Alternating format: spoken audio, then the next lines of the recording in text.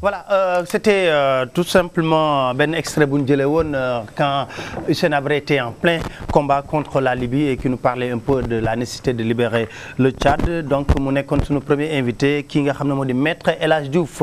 Alors sans plus tarder tey c'est au pas de charge la ñuy enchaîner li nga xam ne moo di samedi maak on a un autre invité Ibrahima Ndoye qui est conseiller spécial culturel du président de la République qui est venu aussi partager avec nous ce plateau. Alors sans plus tarder Ibrahima seen bëri na coow lii ma lire nii ci presse bi lire nga ko wala tu n'es pas au courant? Lire j'ai très bien lu ça. Très bien lu ça, d'accord. Donc mais il faut qu'on en parle. Qu'est-ce qui se passe? Lu xew?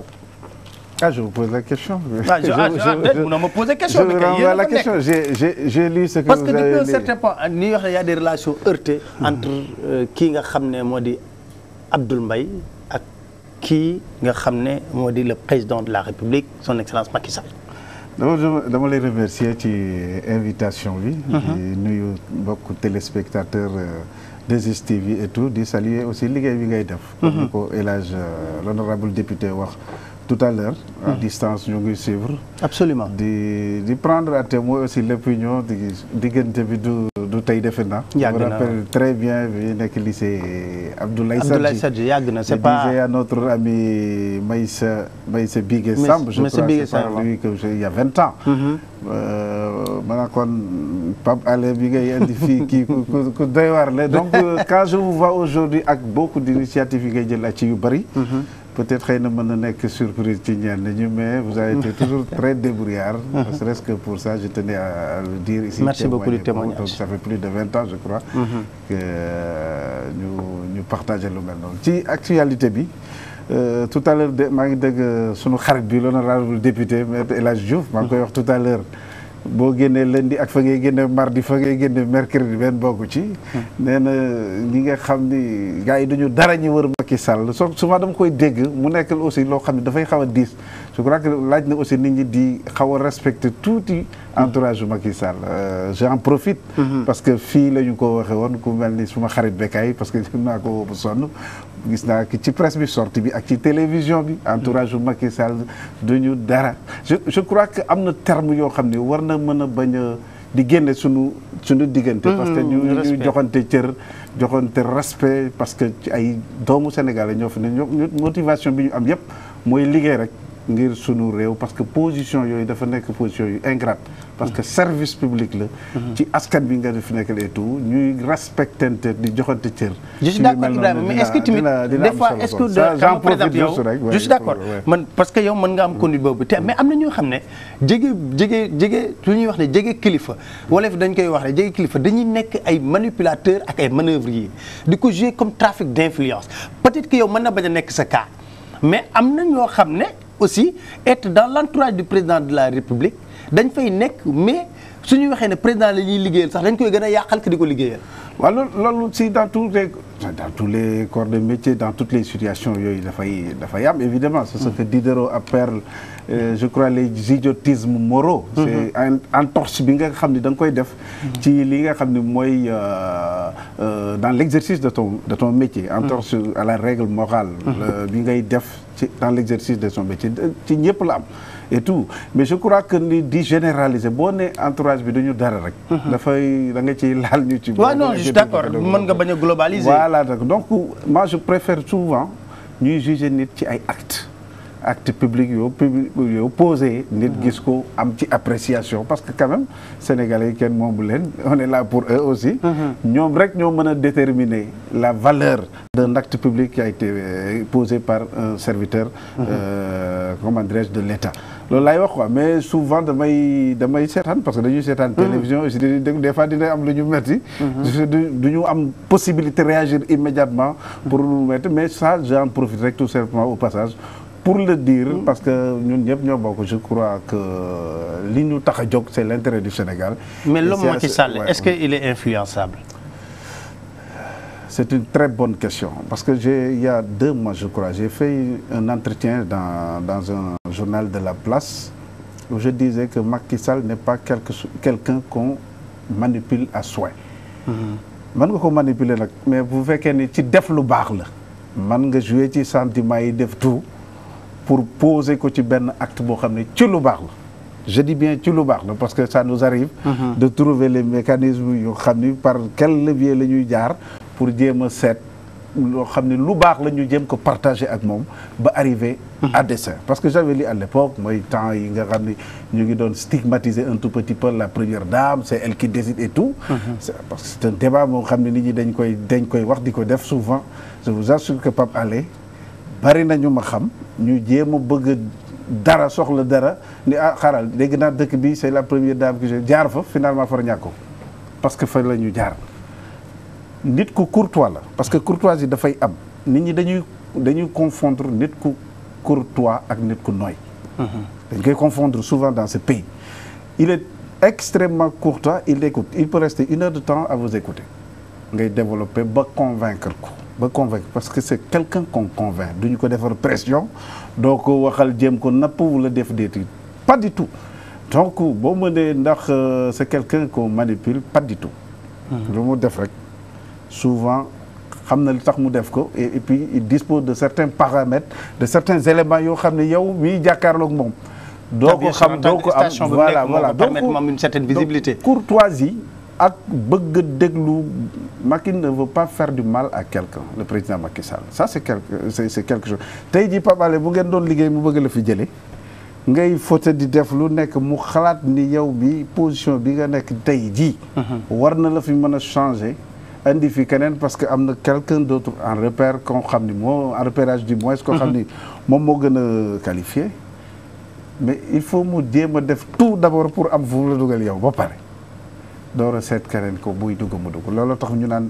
dafay yeex ñi naan di doon non parce que ça c'est dafay c'est le cas aujourd'hui on a changé la communication est-ce que au niveau du palais est-ce que gis nga ci amélioration non man tu sais man sur le choix des collaborateurs du président de la République du ma ci commenter mukk ci àdduna lu ma am lu ma ci war a wax su ma ci laajee wala ma xalaat ni war naa mën a informer monsieur le président ci dara su ma ko déggee damay dox tànk yooyu waxtaan ci ak moom xool lan la ciy xalaat échanger ci ak moom parce que may na ma ko mais une fois qu'il prend une décision j'adhère totalement à cette décision su ma amee lu ma ciy xalaat lu ma ciy comment lu mu mënti doon du ma ko wax mukk ci biti foofu laa koy waxee mais est-ce que cacophonie bi dëkkuluwul ci ñoo xam ne da leen di gis ñu nekk se tàgg te c'est bizarre Ibrahima des fois man damay réer damay ne kii ministre la wala conseiller la surtout ñu ko wër dégg nga dégg ministre conseiller ñu jël ay titres yu pompeux yoo xam ne c'est une très bonne question parce que je crois am na ñoo xam ne dañuy def trafic d'influence non je crois que c'est beaucoup plus la faute incombe beaucoup plus à la presse comment parce que les gens ne vont jamais à l'information Pape Alé le service communication de la présidence est là les services de l'État sont là quand quelqu'un dit que ni ministre d'État la wala di détro mais vous avez la possibilité de vérifier effectivement ndax parce que tout est transparent mais damay gis chaque jour nga gis kenn ku ne la je suis ministre d'État damay gis ngeen di ko signer damay gis ngeen di ko signer ci seen c'est écrit quand vous interrogez quelqu'un je vois ministre d'État je vois ministre etc mais nous suñu biir xamante nañu kan mooy kan ak lan mooy lan ensuite ñooyu yëpp c'est pas le plus important mooy c'est nous sommes tous des conseillers du président de la République que vous soyez ministre conseiller spécial conseiller technique amul benn changement pratiquement non c'est juste par rapport aux avantages vraiment qui sont moindres par rapport au protocole au niveau du cabinet quand il s'agit d'une cérémonie officielle c'est l'organisation de ce genre moo tax ñuy différencier les uns et les autres di leen élever ci yenn dignité yi mais sinon nous sommes tous des conseillers de son excellence monsieur le président de la République et il y a une réunion de coordination qui se tient au palais boo xam ne ñooñu ngay wax ministre d'État ministre yëpp nous sommes tous dans la même salle dañuy toog ñoom ñëpp nous sommes tous d'égale dignité foofu ku nekk wax li nga xalaat boo paree ci loolu ci lañ la dénk parce que il y a ce qu'on appelle les leaders thématiques conseil spécial amul fu mu yem par exemple moi je suis conseiller spécial amul vous avez une vie transversale sur tous les sujets je peux me prononcer faire une note adressée au président de la République mais dans l'organisation interne du cabinet il y a ce qu'on appelle des leaders thématiques par exemple ñu ne Ibrahima Ndoye yow yaay conseiller spécial chargé de la culture tout ce qui est culture art lettres yooyu pour des raisons d'efficacité bu courrier ñëwee war nañu mën a xam au moins bu ñu koy wër fan la jëm mais Pape Alé président sax des fois mu tooñ man naa monsieur le conseiller multidimensionnel damay def yeneen yoo xam ni c'est le PS li ci am solo c'est le résultat mais on est des conseillers on est aux côtés du président de la République fu ñu mën a xalaat ni war nañu fa mën a apporter quelque chose dimbali ko jox ko parce que après tout c'est lui qui décide on donne tout simplement des éléments d'appréciation moom mooy xool lan moo gën ci réew mi lan la xalaat par rapport à sa vision que ni lii c'est le bon chemin moom mu décider bu ñu paree ci biir bu ñu ci laajee avis ñun ce qui s'est fait d'ailleurs parce qu'on se réunit on se parle ku ci nekk da ngay wax lu la xalaat des fois da ngay ñëw sax da nga naan c'est pas possible est-ce que c'est des gens qui collaborent avec le président il y a de la démocratie à ce niveau mais buñ ci paree ba génn ci nag Pape Alé fu ñu taxaw nag ci biti nag la décision officielle qui a été prise par le président de la République. Donc comment nga expliquer yenn cacophonie yu ñu enregistré ci loolu ñi koy def je crois qu'ils le font de manière irresponsable parce que il m'arrive d'entendre des conseillers des ministres conseillers et tout qui prennent des positions contraires à la position officielle je dis c'est inadmissible c'est inadmissible non mais man du ma tudd ay tur mais des fois il m'arrive d'aller voir ce monsieur ou bien ma jël téléphone woo ko ma ni ah mon cher dégg naa la tey ngay wax de mais c'est pas la position officielle je crois que les positions personnelles kenn laajulu ko foofu position personnelle ci réunion yi fañ koy waxtaanee foofu lañ koy laajee. c'est là où je parle na tout le monde mën nañu wax. Ibrahima nag foofu laa lay wax ne la trafic d'influence su gars yi. dañuy gis kenn koo xam ne ñëpp xam nañ ne jege na par exemple Macky Sall. mais quand il sort wax ak journalistes yi jox na ça c'est le président je cite carrément mon nom je sais pas parce que yow yaa ngi cité gis naa Mahmoud Saleh par exemple mu def benn sortie ci Amadou Makhtar Mbow di wax ne oui il y a une feuille de route qui lui a été dressée il faut que mu respecte feuille de route bi ça c'est la volonté du président de la République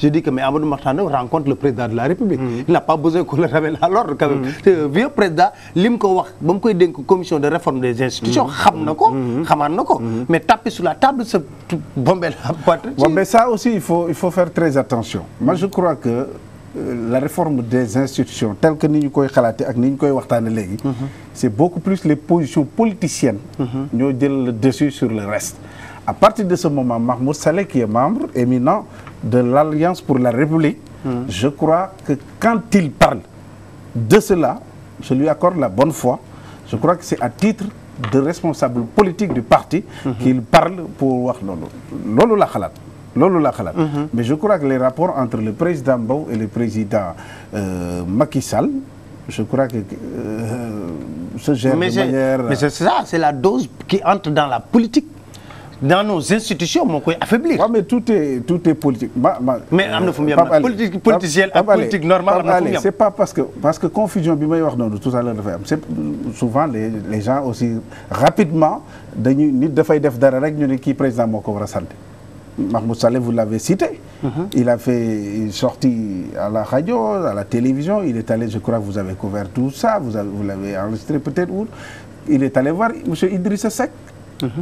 Mais depuis lors, tout le monde pense que Macky Sall, le président Macky Sall, moo yónni Mahmoud Saleh ci Idrissa Seck, ce qui n'est pas vrai. C'est absolument faux. C'est une initiative personnelle de monsieur Mahmoud Saleh. Il l'a justifié expliqué na ko ci rajo yi tout mais cela veut pas dire que monsieur le président Macky Sall moo yebal Mahmoud Saleh ci Idrissa Seck acte yu mel noonu dafay am ci yu bari parce que je ne vois pas comment un monsieur Idrissa Seck que je respecte beaucoup qui a une position qui a son agenda politique qui s'est déclaré je crois à travers les actes publics qu'il a posés depuis le 25 mars candidat en 2017 je ne vois pas comment quelqu'un qui se bat tous les jours que Dieu fait pour vous ôter de votre place et tout, un président Macky Sall puisse envoyer... Je ne vois pas politiquement les raisons qui puissent pousser le président à le faire. Donc, on s'est posé des questions, et les questions sont en train de se poser aussi depuis toujours dans le parti et tout, pour savoir... Non, il y a un parti. Non, quand même, on a...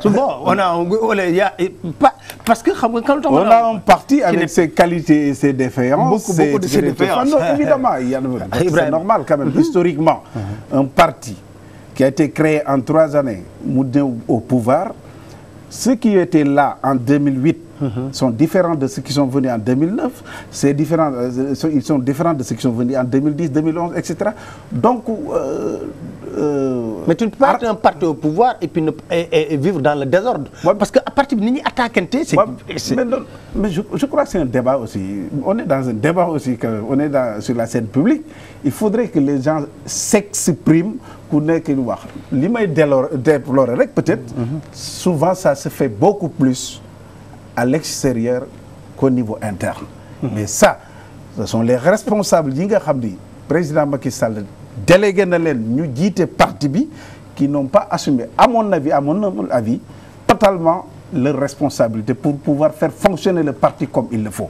Parce que quand même nit ñi aussi bu ñu amul ay structure ay cadres yoo xam ne war nañ fa mën a exprimer de manière quotidienne finalement ci mbedd bi lañ koy wax ji. Et ça je crois que le président a suffisamment responsabilisé les gens depuis un an, parce qu'on ne peut pas continuellement à s'occuper des affaires de l'État avec les exigences citoyennes, les attentes populaires dëkk bi li ñuy laaj et tout nga bëgg ko mêler ak la gestion quotidienne du parti. Vous êtes le responsable moral, vous avez donné des orientations, vous avez responsabilisé des individus, il leur appartient à eux d'assumer leurs responsabilités, organiser le travail qu'il le faut, ils le font peut-être, mais ça reste encore, parce que c'est ça qui explique li ngay wax ni mel ni sawar gu tas ku nekk di wax fii ki ni di wax fële ñële di wax fii, il leur appartient. S'ils ne sont pas capables d'assumer ces responsabilités ñu delloo leen ñu delloo ki leen ko joxoon ñun kat gis nañ ni problème am na lañ ñuy joxoon am na luñ ci télé nañ ko waxtaane waat seet, parce que lépp ci concertation la mën a nekk, lépp ci waxtaan la mën a nekk. Kenn amu fi benn pouvoir absolu boo xam ne xalaat nga ni yow yaa mën lépp.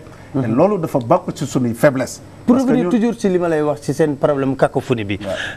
J'ai entendu, par exemple, je le cite encore, Mahmoud Saleh qui dit que le gouvernement est très lent dans son travail. waaw non soo bëggee concentré yëpp ci monsieur Mahmoud Saleh. non je dis ça dafay mel ni. non moom laay wax non damay joxe ay exemple mais comme moom laa gis moom laa jàpp tout récemment c'est sorti moo tax ma lay wax mën naa la wax yeneen. mais je veux dire que quand il dit au point que Abdoul Mbaye a cru devoir le répondre. je suis d'accord man am na lu ma xalaat. ci fonctionnement gouvernement bi. mais il faut le dire à l'interne non moom laa lay wax. am na ñeneen ñu xalaat leneen am na ñu xalaat leneen et cetera mënul ñàkk. parce que quand même mission de service public la ñu yor. dañu ànd ak nit qui s'appelle monsieur le président de la République Macky Sall. jël moom il est le seul élu d'ailleurs jël ci ay prérogatives am délégué ko ay nit. on a le droit de nous prononcer sur le fonctionnement mais je crois encore une fois que bu ñu koy def am na. fu ñu ko war a mën a defee wax ko ki ñu ko war a wax, mais moi je crois fermement à la solidarité dans un groupe. Pape Alé, je vais vous donner un seul exemple te ñi may déggoo defe naa ni buñ ma dégloo duñ ko war a mën a weddi. Pendant 5 ans 6 ans ou 7 ans mais la presse a été alimentée pendant longtemps, opposition bu nga xam ni à la limite combat mortel entre Samuel Sarr et Karim Wade. Pourtant ñoom kii Abdoulaye Wade mooy papam, kii c'est l'un des collaborateurs les plus proches du président Wade. Qu'est-ce qu'ils n'ont pas fait pour s'entretuer? Mais est-ce que seetaan nga image quand on convoquait les uns et les autres, quand on convoquait chez Karim Wade, vous voyez souvent dans la voiture il partageait ce véhicule avec qui? Monsieur Samuel Sarr. Il faut attendre qu'on soit dehors dans l'opposition pour encore nous ressouder. Ça n'a pas de sens. dama foog ni effort yu ñu war a mën a def pour ànd. mais opposition moo gën a metti Pape Alé, opposition moo gën a metti dara nekku fu. amuloo looy xëccoo amuloo pouvoir booy joxe amuloo poste yooyu joxe amuloo lan lu ñuy wax bonbon yooyu distribué amu fa. Pourtant les gens étaient solidaires ñu ànd di ko reyante ku ci nekk boo loo yëgal sa morom nga dem taxaw fa jiitu fa ñuy reyante di ba ñëw. Mais ce qu'on est en train de faire. Si on fait le tiers. Ce qu'on avait fait pendant qu'on était dans l'opposition. Bu ñu defoon le tiers pendant qu'on est au pouvoir, je crois qu'on resterait encore longtemps aux côtés de son excellence pour pouvoir l'aider à mettre en œuvre vision ak gis-gisam bi mu am ci Sénégal. Ça c'est ma conviction.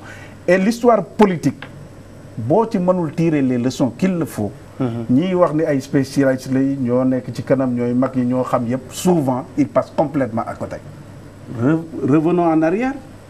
en 97 95 96 97 98 99 Djibo Ka qui part. Moustapha Niasse qui part et cetera lan la nit ñi doon wax. Les gens s'entretuaient. Il a fallu qu'il quitte le pouvoir ba le président Abdoulaye Wade ñëw avec les libéraux. Il s'est rendu compte. Non, il y avait les CPC, il y avait tout. Vous voyez, les images encore sont fraîches dans nos mémoires. Djibo Ka à gauche, Ousmane Tanor Dieng à droite, Moustapha Niasse au milieu, etc. et tout. Même mieux. Est-ce qu'il faut attendre que les gens soient dans le si Benno Siggil Sénégal était uni, c'était beneen donne la ñuy am sax si élection présidentielle yi ñu génn. donc toutes ces leçons dañ ko war a mën a tirer. ñu xool ku ci nekk fàtte sa bopp un tout petit peu fàtte sa bopp dafa am solo parce que Pape Alé li ma gëm.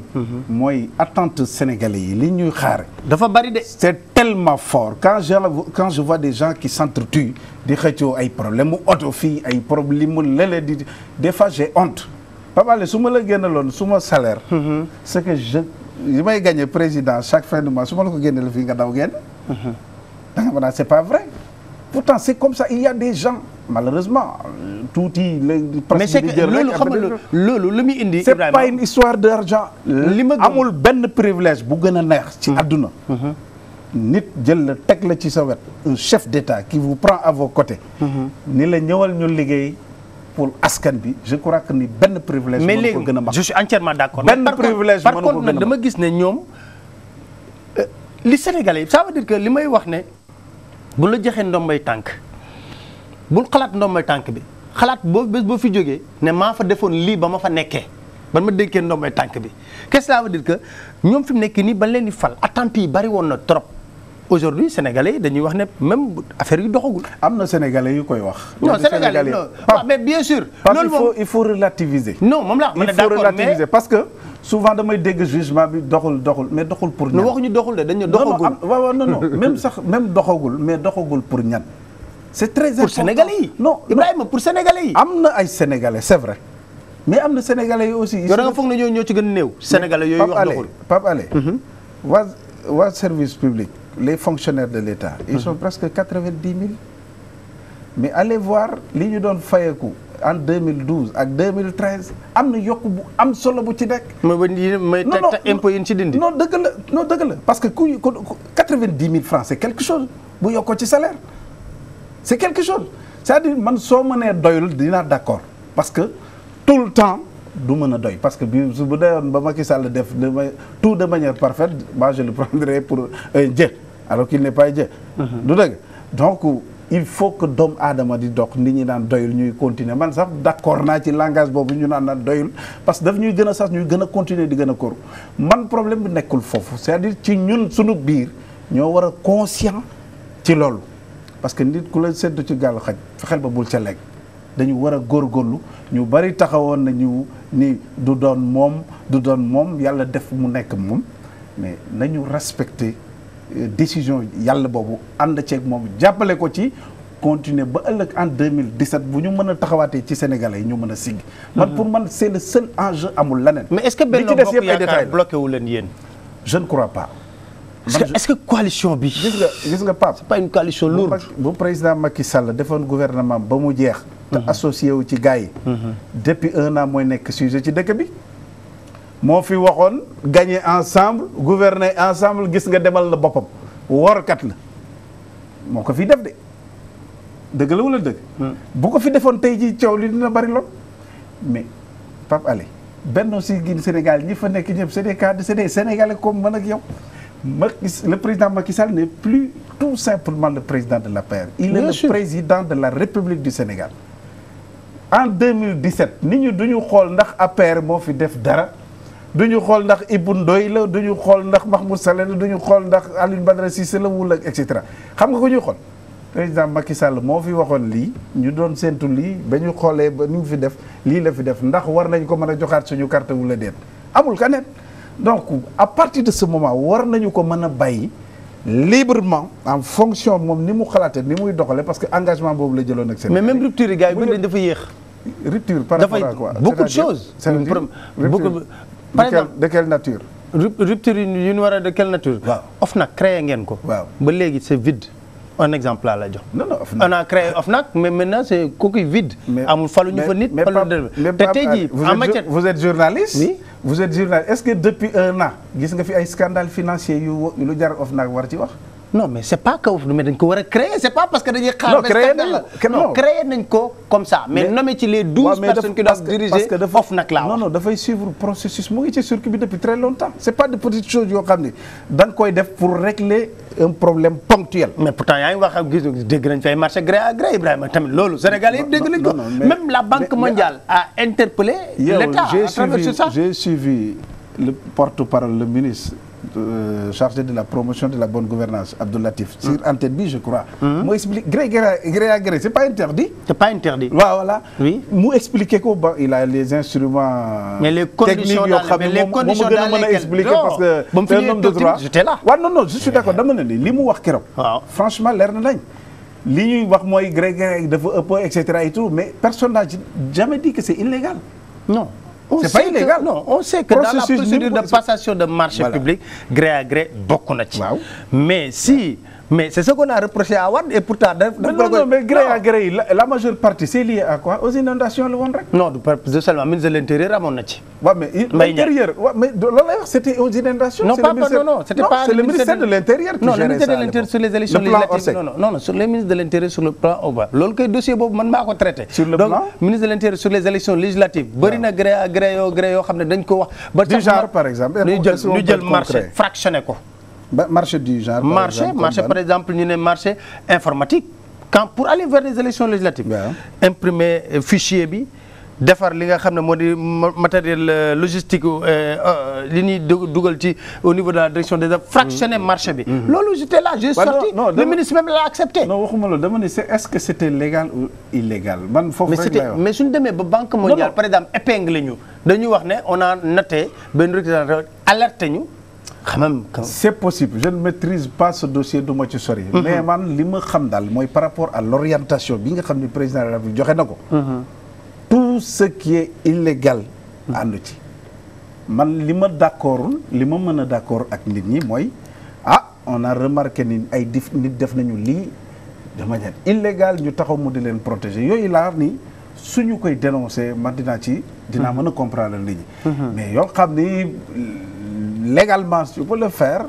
peut-être les gens disent moralement et cetera di def ay distinguo entre les deux kii loolu du ma ci wax ma en tout cas orientation bi mu joxe gis naa ni depuis un an on fait l'effort di ci ay nag on est que des êtres humains boo diriger kër doom yëpp bokkuñu jikko bokkuñu lu ñuy doxale mais li ci am solo mooy képp ku ci jéggi yoon bi def li mu waruloo def yow nga yemale ko place am delloo ko fa mu war a yem foofu laa mën a yem ci dossier ak yooyu mais je crois que am na beaucoup de choses qui se sont passées entre temps peut-être xëy na échappé na leen mais ça n'a pas été laissé comme ça. Lui-même il a dit que OFNAC pour yéen la. bien sûr mais bon en tant que président bu ci gis nga bés bu OFNAC taxawee. Ibrahima man maa koy wax fii. bés bu OFNAC taxawee. léegi dañ leen jox dossier yu bëree bëri loolu moom mën naa la ko assuré boobu. man dinaa ko jox dossier yu bëree ce matin quand j'ai lu sur la fonction publique 20 000 personnes. yoo xam ne dañ doon fayeku xaalis. am ñu dee ñu mais Pape Alé ça méritait la une de tous les journaux. ça moo ëpp d'ailleurs en termes de valeur information. moo ëpp d'ailleurs li ñu wax ci l'histoire de Abdou Mbaye. mais c'est ça qui vend aussi. moo ëpp valeur. marketing bi loolu aussi en termes de valeur. non je dis en termes valeur information par rapport à l'intérêt général. 20 000 postes yooyu. mais c'est 20 000 emplois. oui c'est perdu.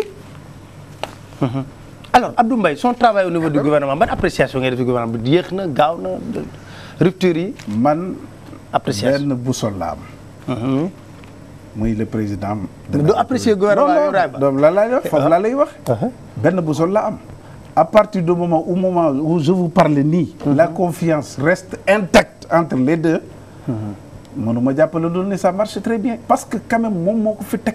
il lui appartient à lui tout seul d'apprécier ndax li mu jox kii mu ngi ko koy defal wala defu ko ko. moom rek. parce que ce soit Abdou Mbaye wala quelqu'un d'autre et tout ku mu ci manti doon du ñoom la ñuy juger en 2017 c'est le président Macky Sall qu'on va juger parce que moom la ñu élire moom la ñu jox ku ci nekk yëpp tu es attributaire d'une certaine prérogative bu mu lay jox ci ay confiance sur la base de la confiance donc moom moo mën a xam ndax li ma jox Pape Alé Niang dénk ko soxla ko di ko yëmaleel ma yoon bi fii ndax Pape Alé Niang def na ci wala defu ci dara waaye du ñun nag ñun ñooy taxaw fi daan kii li muy def dara baaxul non je dis que ñun tamit mën nañ apprécier. non la nomination xam nga tey jii Macky Sall mën a aw ma pouvoir. ñoo ne ko Macky Sall nomel kii. xam nga fa laa teqali ko Macky Sall. ba candidat yi taxawee. juróom wala juróom benn. ñu ne ma demal voté ji. man ay am naa yaakaar ne kii su ma ko falee président dina faj samay soxla dina faj soxlay Sénégal. jox ko lépp nag ba ma ko joxee lépp mooy tàbb ku ko neex mais tamit mën naa xool ne gouvernement bi est-ce que mi ngi def. li nga xam Abdou Mbaye de mën naa ci wax dara. Abdou Mbaye je lui ai serré la main pour la première fois après sa nomination. donc xaw ma ko on n'a pas de relation dans le passé yoo xam ne war na mën a tax. may parler de manière subjective. du dëgg mais man bu doon xar le président Macky Sall jël teg ko xar. ni ko yow yaay chef de gouvernement je porterai le même regard que je porte sur le président Macky Sall ci moom. mais est-ce que le gouvernement travaille ou pas xaral ma wax la rek. c'est très important. je l'ai fréquenté jege naa ko dem naa ci moom di xool ban genre nit le président jox confiance lan la ñu war a mën a jéem a seet pour davantage rapprocher les positions ba. efficacité am ci gouvernement parce que c'est la seule chose qui vaille c'est le résultat c'est pas la personne c'est le résultat li ma gis ci moom loyauté gis naa ko ci moom remarqué naa ko ci li may waxtaan ak moom ci li may dugg ak yu ma xam ci faneen fudul ci moom ak li ma dégg président di ko def témoignage ci moom li ma dégg ci moom laa la wax de waxuma lu mu wax keneen yaa ngi dégg gisuma leen jusqu'à aujourd'hui loo xam ni war na ko reprocher wala reprocher na ko en tout cas il le considère comme quelqu'un qui travaille bien loolu laa mën a jàpp mënuma jàpp leneen loo xam ni su ma ci amoon opinion it c'est pas le plus important c'est l'appréciation du chef de l'État qui a investi sa confiance ci moom le jour où il décidera que ni c'est fini et je crois j'ai lu même une interview du Premier ministre Abdou Mbaye il a dit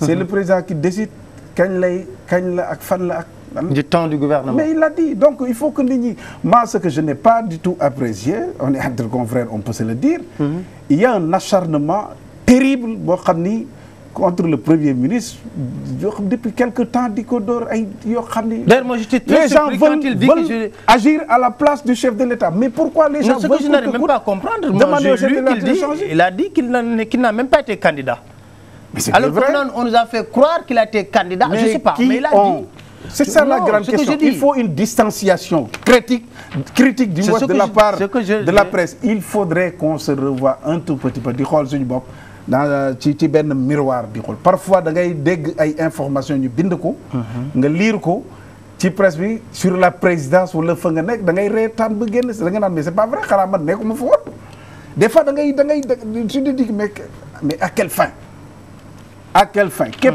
ku bëgg jàppale président Macky Sall nga nekk ci biir cabinet ak nga ñàkk fa nekk moo ci yem dama ne il faut qu'on soit honnête on ne peut pas déstabiliser le Premier ministre et dire que ñu ngi soutenir le président Macky Sall. ça mënul am. parce que waaw am na j'ai comme l'impression. le premier facteur de stabilité. c'est la stabilité du Premier ministre. non d'abord du cabinet. et ensuite l'équipe mise en place par le président de la République. képp ku nekk ci biir di jéem a def ay manigance di duggati génne di door sa dënn après defe ni yaa ngi faire mal au Premier ministre ou à un quelconque autre collaborateur du chef de l'État vous vous trompez lourdement. defuloo ko kenn président Macky Sall nga ko def. soo ko defalee yaa ngi koy lor parce que en fait j'ai comme l'impression qu'il est victime de lobby en tout ce qui s'est passé avec ces histoires de CIO. Moi j'ai écouté sur une autre chaîne de télévision Mamadou Koumé qui a été un professeur au CESTI. Absolument. mais moi j'étais ébahi. mais c'est ça aller à la source de l'information xam comment les choses fonctionnent ngay door a prononcé wu mais depuis 3 jours 4 jours d'abord avant qu'il ne parte en Suisse j'ai remarqué déjà on dit qu'il est parti pour saboter la candidature d'un monsieur ou d'un autre là il déclare je n'ai jamais été candidat alors qu'on dit que c'est sa candidature moo tax bu Diagne Diallo lui il dit qu'il n'a jamais été candidat. Pape Alé c'est histoire de CIO. man Jandeer laa dëkk. réglé wul inondation réglé wul dara. Youssouf Ndiaye. nekkoon na fi CIO. Kéba Mbaye papi gi nekkoon na fi CIO. Alpha Bari nekkoon na fi CIO. Lamine Diack aujourd'hui nekk na fi CIO. demal communauté rurale de Jandeer fa ma dëkk xamuñu luy CIO il y a aucun impact positif sur la vie boo nga xam ne c'est le vécu quotidien des populations c'est des histoires d'élitistes. Je suis d'accord avec c'est des histoires d'élitistes il faut pas qu'on nous divertisse. gis nga ndawet bii ñëw. nga dem xool sur le plan des inondations. Qu'est-ce que le gouvernement est en train de faire. Sur la conduite du premier ministre Abdou Mbaye yooyu moo ëpp doole. d'accord naa yow Ibrahima d'accord naa yow ay CIO soo demee sama yaay ba la tëdd nga laaj ko luy CIO dana lan mooy la lan mooy CIO. donc il faut qu'on arrête de divertir les gens. c'est une affaire élitiste. on sort d'une très belle victoire diplomatique. Parce que tout ça s'est fait à dessein. On sort d'une très belle victoire diplomatique. Avec l'arrivée d'Obama et tout ce qui a été engrangé comme succès.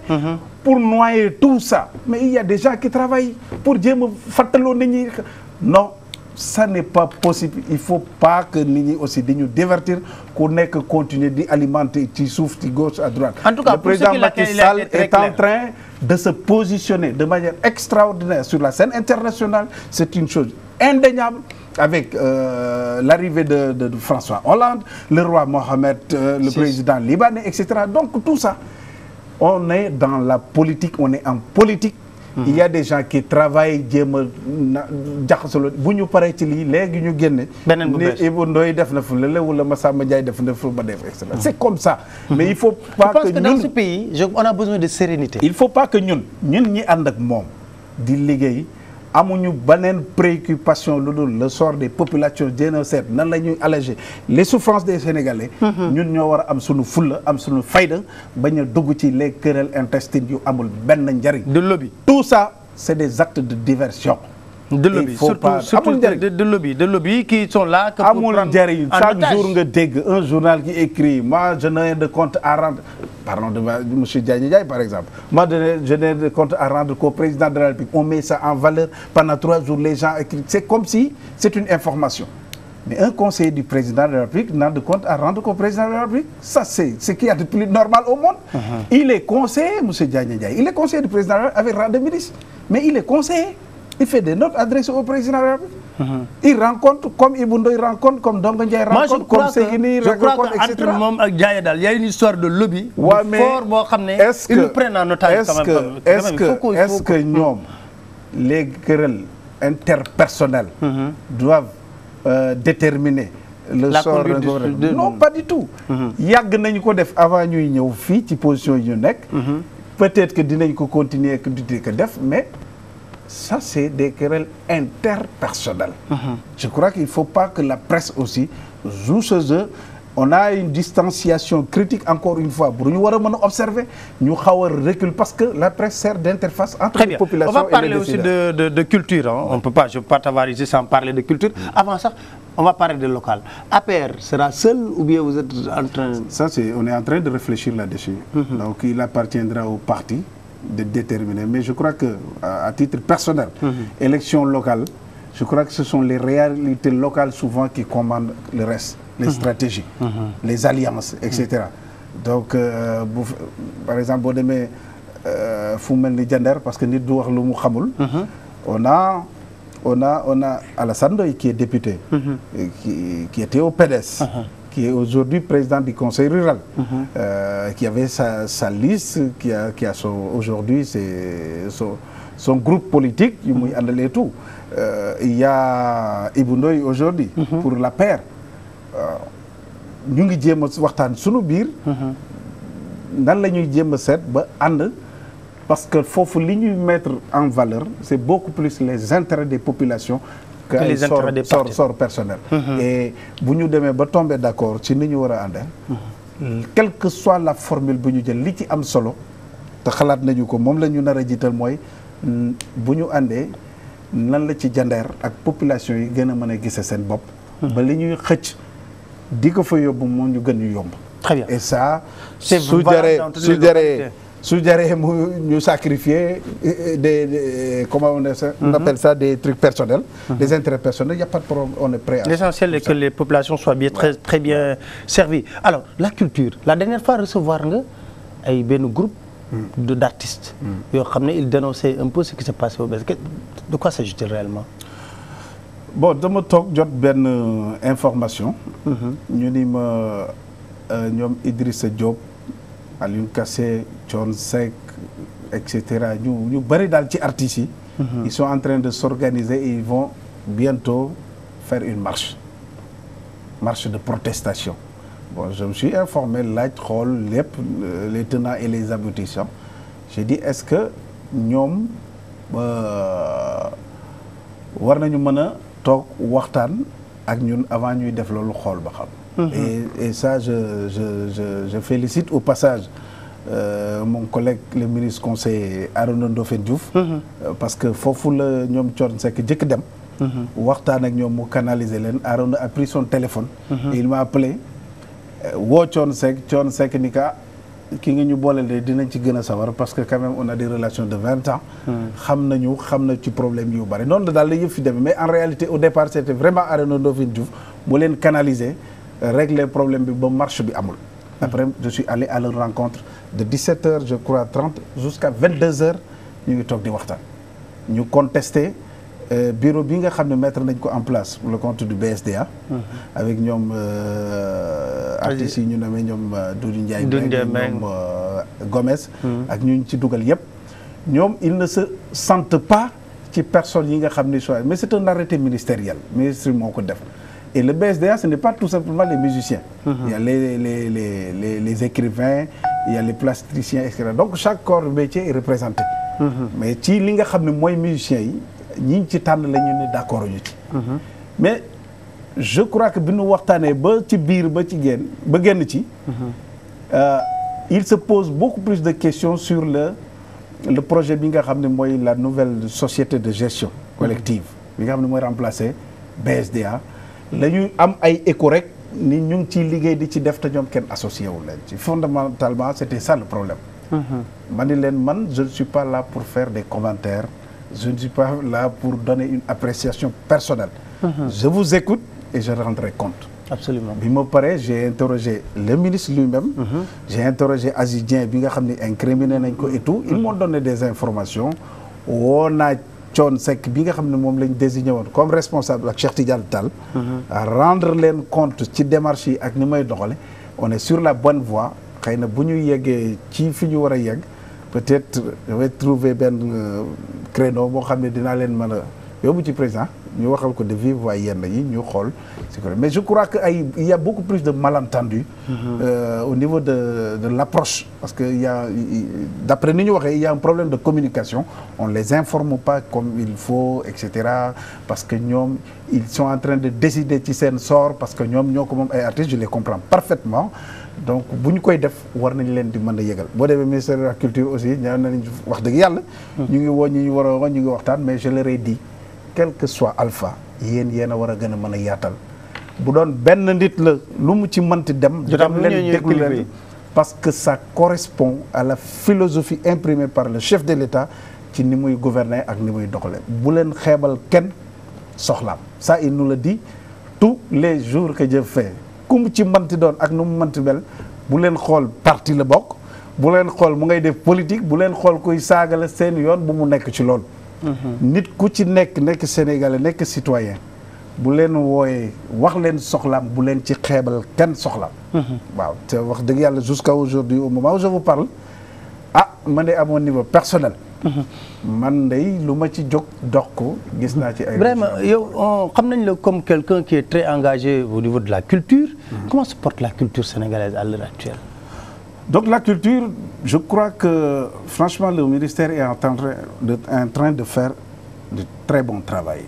Parce que yu ci bari nag mënagul génn parce que xam nga yeneen coow yi fi nekk yëpp dafay yóbbaale. rawatina culture. waaw dafay yóbbaale affaire à telle enseigne que doo mën a sentir ça ce qui est en train parce que par exemple la nouvelle société de gestion collective bi ma lay wax ne bis bu ñu pare Abdou Aziz Dieng, le conseil technique du ministre, vient du Maroc. Au niveau de l'OMP yeeg toutes les autres institutions internationales approuvé nañu vraiment toutes les propositions qu'ils ont faites là-bas pour dimbali leen ci mise en place société bi. Des experts vont venir sous peu de temps encadrer leen wax leen société bi na lañ ko et tout gis nga bu ñu demee ba yegg ci parce que je crois que ni 2013 bii bu ñu ko passé société bi dina nekk en place le statut de l'artiste dinañu ko revoir defaraat ko ba artiste am parce que y a beaucoup d'artistes qui sont fatigués. Pape Alé bis bu ñu demee ba yegg ci. je vous assure que ni dootuñu jot courrier yu bari des gens qui demandent des appuis financiers je vous l'assure. peut-être génération bi fi nekk une génération un tout petit peu finissante. ñoo xam ne ay mag lañu. xëy na mën nañ ci bañ a bénéficier mais la jeune génération surtout. dans les 10 années à venir. je crois qu'ils pourront bénéficier de tout cela mais ça je laisse l'exclusivité au service compétent ñu wax ci mais il y a un travail immense mais la culture ce n'est pas tout simplement la musique bon c'est vrai que les droits d'auteur les droits voisins tout ça ça englobe toutes les disciplines et tout mais benn cap kii rek laa ci jël le ministère de la culture depuis 6 mois 7 mois travaille sur ce dossier def une tournée de diversité culturelle boo xam ne tous les départements toutes les régions sont concernées bu ñu paree ci loolu ba pare tout le territoire nga xam ni encerclé nañ ko ba defar ci li ci war a def mais c'est à partir de ce moment ngay mettre en valeur tout ce qui a été engrangé comme richesse culturelle yoo xam ne Sénégal am na ko dans les années à venir Pape il y aura un nouveau visage une nouvelle façon parce que nag dafa am lu fi amoon xëcc nit joxe xaalis gauche droite loolu ça a créé tellement de bruit yàlla na yàlla yërëm soxna ji fi génne Madiodio Gningue absolument quelqu'un m'a soufflé di ma soxna Madiodio Gningue day dafa tawat mu ngi clinique de l'amitié avec tout ce qu'elle a fait elle a une histoire quand même avec ce pays cette dame mais il y a des problèmes souligné ma yoo xam ni par des sens bëgguma dugg ci détails et tout ma ni mu ni ok je suis allé voir le président je suis allé voir son épouse madame Mariam Sall ils ont agi immédiatement à la minute qui suit. J'ai pris ce que j'ai appris, apprendre du moins. Je suis parti à la clinique de l'amitié. Je crois que devant sa famille, je prends à témoin sa famille ñu ngi may dégg.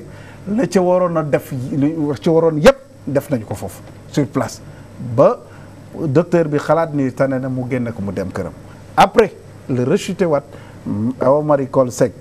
jël téléphone am wala directeur de l'hôpital de Grand Yoff jël ko totalement en charge jusqu'à ce que yàlla def décider li muy des ñu dem ma yóbbul leen fa corbillard jël ay motard accompagner leen jusqu'à Diamniadio jël autoroute bu bees bi nga xam ne jëlaguñu ko sax fa la ñu jaaree ko pour rapidement mën ko yóbbu Touba def je crois que yooyu acte yu mel noonu ñu ngi koy def quotidiennement en faveur. Mais il faut le faire de manière formelle à travers la société boobu la. yooyu nag bu ñu demee ba je le souligne rek c'est un exemple que je donne comme ça mais bu ñu demee dans les années à venir dans 1 an 2 ans peut-être ça mauvais souvenir lay nekk.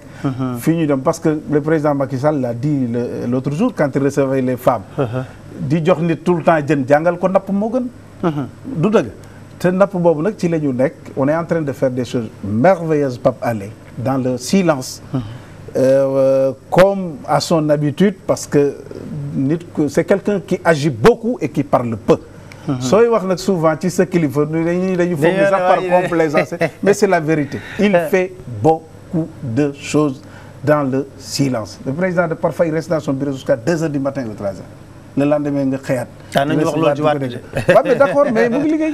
d'accord non je veux dire que et dans les années à venir vous allez vous rendre compte parce que kay wax gis nga Ibrahima. Macky Sall. yàlla daf ko teg natt boo xam ne xam nga ban la. day bu ko yàlla defee moom ñaari mandat. ba pare sax xale lay doon. day amaat carrière boo xam ne war na def. kon il faut que si ñaari mandat yi mu def ci loo xam ne ëllëg ak sibir way lay def si réew mi. bu taxawee dox fii jaar ci réew mi. ñëpp ne ko yaa nekk ndaw. ñu fal la président nga am ñaari mandat tey jii muy xalaat carrière internationale am.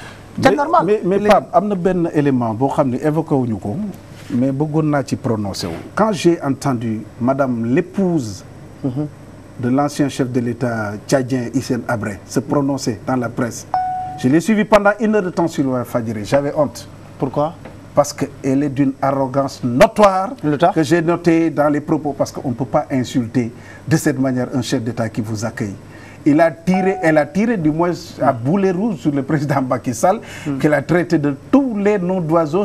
Moi, parfois, je n'avais qu'une seule envie de sauter et aller la voir pour dire, madame, vous êtes en train de passer... Non, mais je vous assure, Macky Sall n'est pas un individu isolé. Il appartient à un peuple, à une société. Je crois que pendant 23 ans, les gens vous ont couvert, avec votre famille et tout, vous avez accordé tous les honneurs. Je crois que c'est ingrat et inadmissible, irrespectueux de sa part de se prononcer de cette manière à l'entrant. Elle s'appelle Madame Fatim Abré. Je l'ai suivie, mais j'avais honte. Parfois, on se pose même des questions sur le sens de l'hospitalité sénégalaise. Merci beaucoup, Ibrahima. Vraiment, je vous remercie de venir.